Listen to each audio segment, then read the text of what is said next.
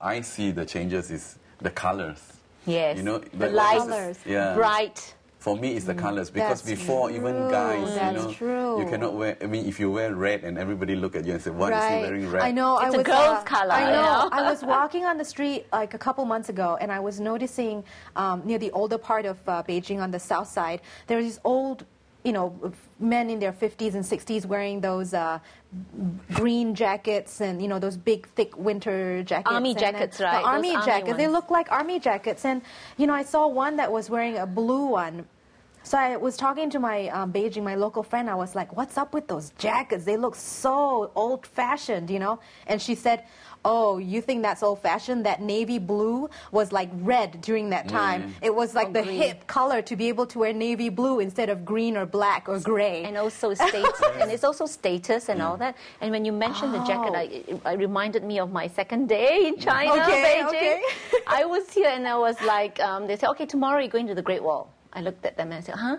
I said, just arrived. Yes, because we have some guest chefs going to the Great Wall, and you might as well go with them because it's a Sunday. You don't start till Monday. In the middle of winter. Yes. And then I said, but it's going to be really cold. I said, okay, but I only have so much. Don't worry, we'll prepare things for you. Just, be there. Yeah. So in the morning, they came to pick me out, and I say, where's my jacket? And then they said, we'll give it to you when you get off the bus. Okay. So when I got off the bus, they gave me this green army jacket with this brown fur on the collar. Yeah. It was so huge, it was taller than me. Obviously, they thought I was so tall, they got a tall coat for me. Yeah. And I actually wore that. It was so warm, but it's a little bit heavy. Yeah. And I actually wore that and climbed the Great Wall in Tianyu.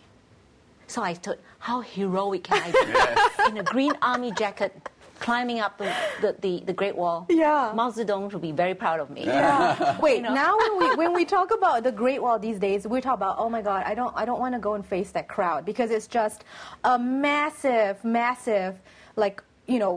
amount of mountains of people. Even in winter time And it takes hours to get up, not because it's so hard to climb, but because you just had to wait for your turn to get up that wall. When you were here in the 1990s, was it literally deserted? Like, what are we talking about? No. It's still very crowded. Still crowded, yeah. Oh. Because it is a tourist attraction. Yes. Okay. And you have to understand, domestic tourism is huge. Huge, yeah. Was huge and is still huge. Right.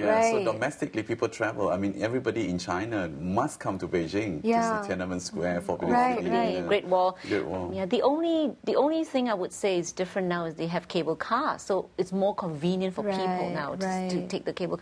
And it's a bit, I don't know whether to say it's a bit strange not to see people climbing nowadays. I was just there a couple of weeks ago with my friends, and everybody was taking the cable car. Oh, that kind of takes away from the whole. That's why I was like, if climb the Great Wall is not just get to the wall and climb. You should be climbing from the bottom of the hill up to the Great Wall. Right. So I'm glad I managed to do that at least 3 times. Because I went Tianyu I climbed twice. The rest of the times I took the cable car. And then Shimatai, I also climbed twice. And the rest of the time I took the cable car as well. Wait, so I'm curious now, talking about the Great Wall, which is way outside of downtown Beijing.